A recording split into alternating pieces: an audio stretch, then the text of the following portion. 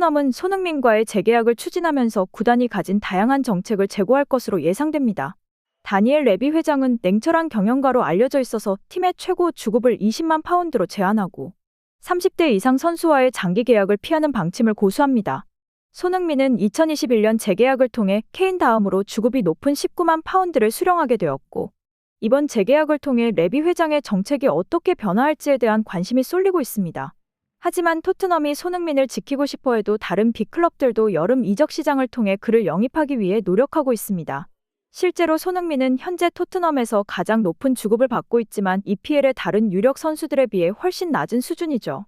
특히 손흥민의 이적이 주목받고 있는 가운데 그의 절친이자 맨시티의 핵심 선수인 케빈 데 브라이너의 인터뷰가 화제가 됐습니다. 특히 케빈 데 브라이너는 FA컵 준결승 전 인터뷰에서 손흥민의 3년 계약에 제시된 주급을 폭로했는데, 이에 따라 손흥민이 맨시티에 입단하면 받을 수 있는 주급은 토트넘이 지급하는 현재 주급의 2배인 40만 파운드를 넘을 수 있습니다. 게다가 포스테코글루 감독도 손흥민과의 이별에 관해 막연한 발언을 해 영국을 초토화시켰는데요. 결국 무슨 일이 일어났는지 자세히 알아봅시다. 4월 3일 손흥민은 영국 런던 스타디움에서 열린 2023-2024 잉글랜드 프리미어리그 EPL 31라운드 웨스트햄 유나이티드와의 원정 경기에 선발 출전하여 경기 종료까지 플레이했습니다. 이는 그가 토트넘 호스퍼로 이적한 후 2015년 8월부터 치른 400번째 공식 경기였죠. 손흥민은 8년 7개월이라는 기간 동안 400경기 출전을 달성했으며 이 기간 동안 160골과 82도움을 기록했습니다. 토트넘 역사상 400경기 이상 출전한 선수는 1882년 창단 이후 13명뿐이었는데 손흥민은 그 중에서 14번째로 기록됩니다. 특히 비유럽 출신 선수로는 최초로 이 기록을 달성한 것이죠. 이미 토트넘 내외에서 큰 존경을 받고 있는 손흥민은 이제 기록상으로도 명실상부한 레전드로 인정받을 만한 위치에 올랐습니다. 그러나 이 기념비적인 날에는 공격 포인트를 기록하지는 못했고 런던 라이벌과의 경기는 1대1 무승부로 끝났는데요. 그러나 닷새 후에는 노팅엄 포레스트를 상대로 토트넘의 3대1 역전승을 이끌며 도움을 기록했고, 이번 시즌에는 리그에서 15골과 9도움을 기록하여 통산 세 번째로 10골 10도움을 동시에 달성하는 기록에 다가섰습니다. 지난 3월부터 손흥민과 토트넘의 재계약 협상이 본격화되었습니다.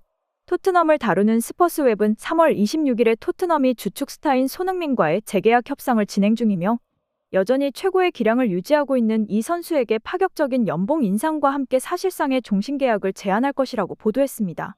손흥민과 토트넘의 현 계약은 내년 여름에 종료되지만 양측은 1년 더 연장하는 옵션 외에 장기적인 계약을 체결하려는 의향을 밝혔습니다.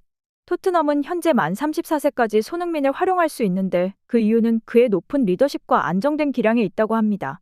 해리 케인이 팀을 떠난 후 구단 내에서의 중추가 사라졌다는 우려는 손흥민이 주장의 역할을 맡아 해소되었는데요.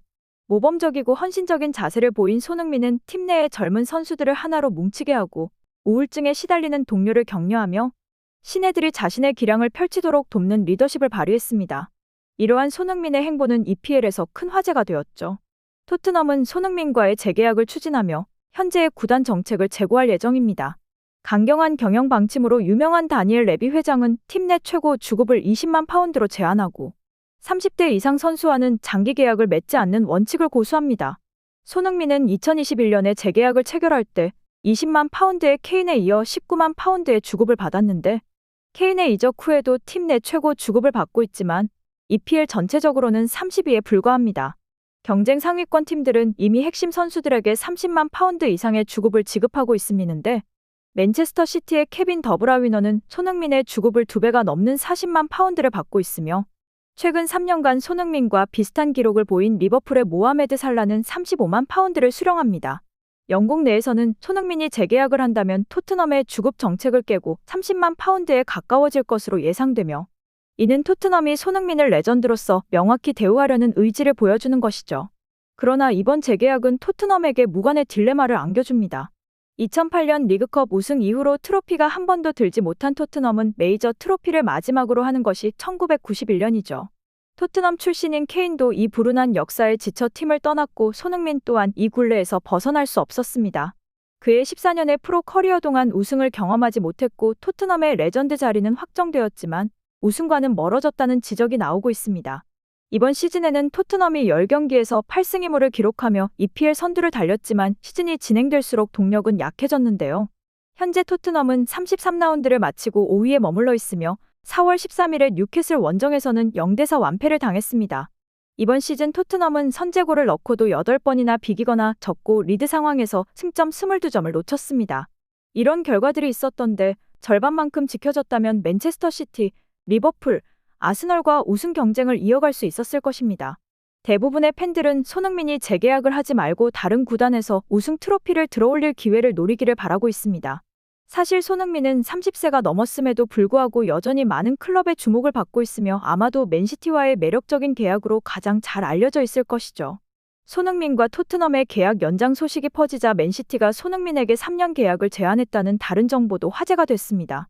맨시티 만수르의 구단주는 막강한 경제적 잠재력을 갖고 있어 좋은 선수들에게 막대한 연봉을 지급할 의향이 있으며 손흥민과의 계약에서도 막대한 연봉을 제안하기도 했습니다. 최근 FA컵 준결승전을 앞두고 언론과의 인터뷰에서 손흥민의 절친한 친구이자 맨시티의 핵심 선수인 케빈 데 브라이너가 갑자기 맨시티가 손흥민 영입을 위해 제안한 연봉을 공개했습니다. 구체적으로 맨시티에 입단하면 손흥민은 토트넘이 주는 주급의 2배인 40만 파운드 이상의 주급을 받을 수 있는데요. 케빈 데 브라이너는 이는 만수르 감독이 제안한 연봉일 뿐이며 손흥민이 더 높은 연봉을 요구한다면 만수르는 반드시 응할 것이라고 말했습니다. 그는 손흥민이 맨시티에 합류하길 진심으로 원하며 과거에도 많은 설득을 시도했지만 손흥민은 여전히 토트넘에 대한 감정을 갖고 있어 결정을 내리지 못했다고 밝혔습니다. 사실 그가 현재 위치에서 관심을 갖는 것은 돈이 아니라 큰 타이틀이죠. 포스테코글루 감독은 손흥민이 토트넘에 계속 머물지 못할 수도 있다는 냉혹한 현실을 깨닫고 있는 것 같습니다.